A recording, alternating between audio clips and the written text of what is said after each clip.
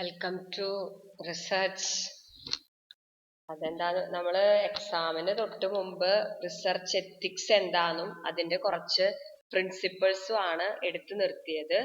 ഇന്ന് നമ്മൾ ഡിസ്കസ് ചെയ്യാൻ പോകുന്നത് ഏരിയ ഓഫ് അക്കാദമിക് മിസ്കണ്ടക്ട് ആണ്. എന്ത് ചെയ്യരുതെന്നാണ് ഒരു ബിസിനസ് എത്തിക്സിൻ കോൺസെപ്റ്റ് നമ്മൾ എന്തൊക്കെ ചെയ്യരുതെന്നാണ് പഠിപ്പിക്കുന്നത്. നമ്മൾ കുറച്ചധികം പ്രിൻസിപ്പിൾസ് ഡിസ്കസ്, അതങ്ങനെ ടെക്സ്റ്റിൽ ഡീറ്റെയിൽ ആയിട്ടില്ല, ടെക്സ്റ്റിൽ ഒരു ബ്ലറായിട്ടൊക്കെ കിടക്കണത്. അത് കാരണമാണ് ഞാനത് ഓർഡർ ചെയ്തിട്ട് തന്നത്. അപ്പോൾ ഇനി നമ്മൾ പഠിക്കണത് ഏരിയാസ് ഓഫ് അക്കാദമിക് മിസ്കണ്ടക്ട് ആണ്. എന്തൊക്കെ നമ്മൾ ചെയ്യരുത്.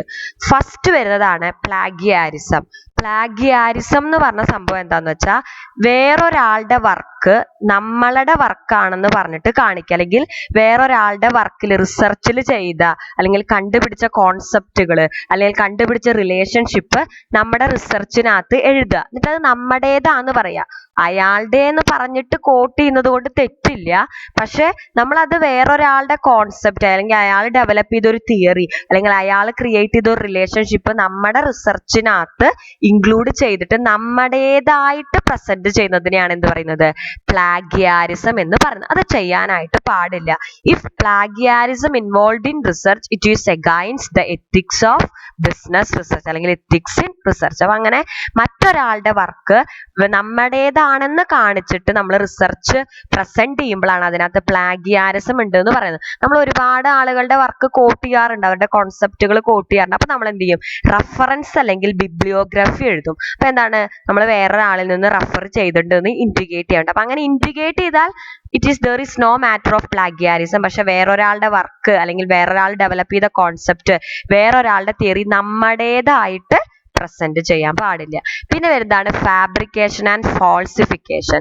നമ്മൾ ചിലപ്പോൾ ഡാറ്റാസ് ശരിക്കും കളക്ട് ചെയ്യാതെ എന്ത് ചെയ്യും, ഫാബ്രിക്കേറ്റ് ചെയ്തുണ്ടാക്കും. ഇത്ര പേര് ഇങ്ങനെ റെസ്പോണ്ട് ചെയ്തു എന്ന് പറഞ്ഞിട്ടൊക്കെ നമ്മൾ തെറ്റായിട്ട് ഡാറ്റ ഉണ്ടാക്കും. അതിനെയാണ് ഫാബ്രിക്കേഷൻ ആൻഡ് ഫോൾസിഫിക്കേഷൻ എന്ന് പറയുന്നത്. പിന്നെ വരുന്നതാണ് നോൺ പബ്ലിക്കേഷൻ ഓഫ് ഡാറ്റ.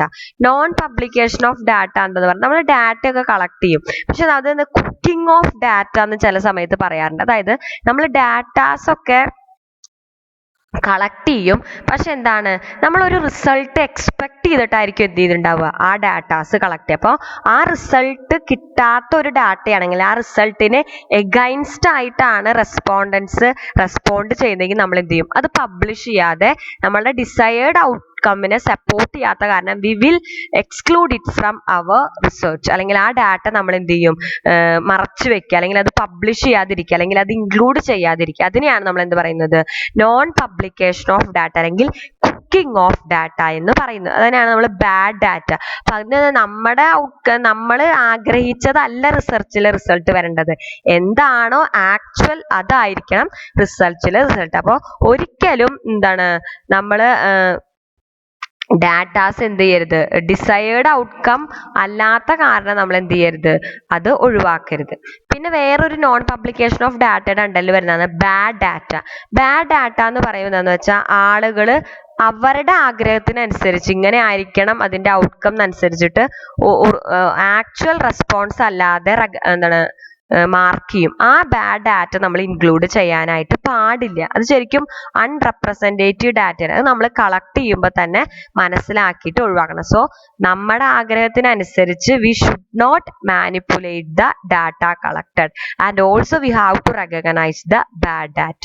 പിന്നെ വരുന്നതാണ് ഫോൾട്ടി ഡാറ്റ ഗ്യാതറിങ്. അതെന്താന്ന് വെച്ചാൽ ബിസിനസ് എത്തിക്സിന് എതിരായിട്ടുള്ളതാണ് ഈ ഡാറ്റ ഗ്യാതറിങ്ങിൽ ഉണ്ടാകുന്നത്. എന്താന്ന് വെച്ചാൽ വില്ലിങ് അല്ലാത്ത റെസ്പോണ്ടൻസിനെ കമ്പൽ ചെയ്തിട്ട് നമ്മൾ എന്ത് ചെയ്യുക, ഡാറ്റ കളക്ട് ചെയ്യുക. അതുപോലെ എക്യുപ്മെന്റ്സ് ഫോൾട്ടി എക്യുപ്മെന്റ്സ് യൂസ് ചെയ്യുക. പിന്നെ എന്താന്ന് വെച്ചാൽ പാർട്ടിസിപ്പൻസിനെ പ്രോപ്പർ ആയിട്ടല്ല അത് ഇംപ്രോപ്പർ ആയിട്ട് അവരോട് റെസ്പെക്ട് ഇല്ലാതെ ബിഹേവ് ചെയ്യുക. പിന്നെ ഡാറ്റ റെക്കോർഡ് ചെയ്യുമ്പോൾ ശ്രദ്ധിക്കാതെ ഇൻകറക്റ്റ് ഡാറ്റാസ് റെക്കോർഡ് ചെയ്യുക, അല്ലെങ്കിൽ അവർ പറഞ്ഞതല്ല നമ്മൾ റെക്കോർഡ് ചെയ്യുക, നേരത്തെ പറഞ്ഞ പോലെ നമ്മുടെ ഇഷ്ടത്തിനനുസരിച്ച് റെക്കോർഡ് ചെയ്യുക. പിന്നെ എന്താന്ന് വെച്ചാൽ എപ്പോഴും നമ്മൾ ബ്രോക്കൺ എക്യുപ്മെന്റ്സ് യൂസ് ചെയ്യുക, അല്ലെങ്കിൽ അവരെ ഡിഗ്നിറ്റി ഇല്ലാതെ അല്ലെങ്കിൽ അവരോട് റെസ്പെക്ട് ഇല്ലാതെ നമ്മൾ എന്ത് ചെയ്യുക, ഇതാക്കുക. അപ്പോൾ ഒരിക്കലും നമ്മൾ അങ്ങനെ ചെയ്യാൻ പാടില്ല. എപ്പോഴും നമ്മൾ എന്ത് ചെയ്യണം, ഡാറ്റാസ് വളരെ അക്യുറേറ്റ് ആയിട്ട് വേണം നമ്മൾ റെക്കോർഡ് ചെയ്യാൻ. അതുപോലെ തന്നെ അവരോടുള്ള റെസ്പെക്റ്റിന്റെ ഭാഗമായിട്ട് നമ്മൾ എപ്പോഴും ഒരു പ്രൈവറ്റ് പ്ലേസിൽ മറ്റൊരാൾക്ക് ആക്സസ് ചെയ്യാത്ത രീതിയിൽ വേണം നമ്മൾ ആ ഡാറ്റാസ് റെക്കോർഡ് ചെയ്യാൻ. സോ അങ്ങനെ ആളുകളുടെ സമ്മതം ഇല്ലാതെ ഫോൾട്ടി എക്യുപ്മെന്റ്സ് ഉപയോഗിച്ചിട്ട് റെക്കോർഡ് ചെയ്യുന്നത്, പിന്നെ ബ്രോക്കൺ എക്യുപ്മെന്റ്സ് യൂസ് ചെയ്യണത്, പിന്നെ എന്താന്ന് വെച്ചാൽ അവരോട് റെസ്പെക്റ്റും ഡിഗ്നിറ്റി ഇല്ലാതെ പെരുമാറുന്നതൊക്കെ എഗൈൻസ്റ്റ് ബിസിനസ് എത്തിക്സ് ആണ്. അപ്പോൾ പിന്നെ വരുന്നതാണ് എന്ത്, മിസ്ലീഡിങ് ഓതർഷിപ്പ്.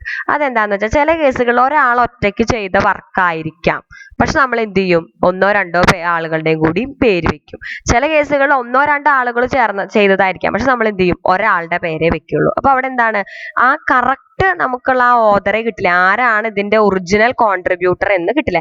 എപ്പോഴും നമ്മൾ authorship should be involve those who contribute directly contribute ചെയ്ത ആളുടെ പേരിൽ വേണം നമ്മൾ എന്ത് ചെയ്യാൻ, റിസർച്ച് വർക്ക് പബ്ലിഷ് ചെയ്യാൻ. അപ്പോൾ മിസ്ലീഡിങ് ഓതർഷിപ്പ് എന്ന് പറയുന്നത് ഒരു അക്കാദമിക് മിസ്കണ്ടക്ട് ആണ്. പിന്നെ വരുന്നതാണ് പബ്ലിക്കേഷൻ ഓഫ് തീസിസ് റിലേറ്റഡ് ആയിട്ടുള്ള. എപ്പോഴും നമ്മൾ പബ്ലിഷ് ചെയ്യുമ്പോൾ എന്താണ്, സ്റ്റുഡൻസ് വർക്ക് ആണെങ്കിൽ അത് സ്റ്റുഡൻസ് വർക്ക് നമ്മൾ റിഗാർഡ് ചെയ്യണം. അപ്പോൾ നമ്മൾ എന്താണ്, അതുപോലെ സെക്കൻഡറി ഓതേഴ്സ് ആണ് നമ്മളെങ്കിൽ ആ കാര്യം നമ്മൾ എന്ത് ചെയ്യണം, മെൻഷൻ ചെയ്യണം. നമ്മൾ എവിടുന്ന് ഏത് തരത്തിലുള്ള ഓതർ ആണെന്നുള്ള കാര്യം മെൻഷൻ ചെയ്യണം. പിന്നെ ഒരിക്കലും ഡ്യുവൽ പബ്ലിക്കേഷൻ നടത്താൻ പാടില്ല. ഒരു വർക്ക് ഒരൊറ്റ ജേണലിൽ പബ്ലിഷ് ചെയ്യാനായിട്ട് പാടില്ല. അല്ലാതെ സെയിം വർക്ക് തന്നെ ഒന്നോ രണ്ടോ ജേണലിൽ ചെറിയ മാറ്റങ്ങൾ വരുത്തിയിട്ട് ഒരിക്കലും പബ്ലിഷ് ചെയ്യാനായിട്ട് പാടില്ല. അതൊക്കെ എന്താണ്, ബിസിനസ് എത്തിക്സിന് എതിരാണ്. അപ്പൊ പ്ലാഗിയാരിസം, മറ്റൊരാളുടെ വർക്ക് അതുപോലെ കോപ്പി അടിക്കുന്നിട്ട് നമ്മുടേതാണെന്ന് കാണിക്കുന്നത് ചെയ്യാൻ പാടില്ല.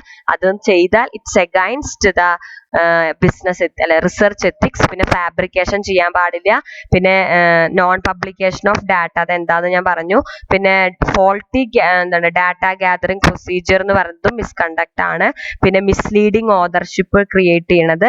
പിന്നെ poor data storage and retention. നമ്മൾ ഒരു പർപ്പസിന് വേണ്ടി കളക്ട് ചെയ്താൽ it should be used for that and it should be kept in an private place. പിന്നെ വരുന്നത് ഡ്യുവൽ പബ്ലിക്കേഷൻസ് ഒന്നും ചെയ്യാൻ പാടില്ല. അങ്ങനെ ചെയ്യുന്നതൊക്കെ എന്താണ്, അക്കാദമിക് മിസ്കണ്ടക്ട് ആണ്. പിന്നെ നമ്മുടെ ഇതൊക്കെ ഇത്രയാണ് ശരിക്കും ബിസിനസ് എത്തിക്സ് റിലേറ്റഡ് ആയിട്ടുള്ളത്. പിന്നെ വരുന്നൊരു കാര്യമാണ് subjectivity and objectivity in research എന്ന് പറയുന്നത്. ഒബ്ജക്ടിവിറ്റി എന്ന് പറഞ്ഞാൽ എന്താന്ന് വെച്ചാൽ പാർഷ്യാലിറ്റി ഇല്ലാതെ ഫാക്റ്റുകളുടെ ബേസിൽ നമ്മൾ റിസർച്ച് കണ്ടക്ട് ചെയ്യുന്നതിനെയാണ് നമ്മൾ എന്ത് പറയുന്നത്, ഒബ്ജക്ടിവിറ്റി എന്ന് പറയുന്നത്. വി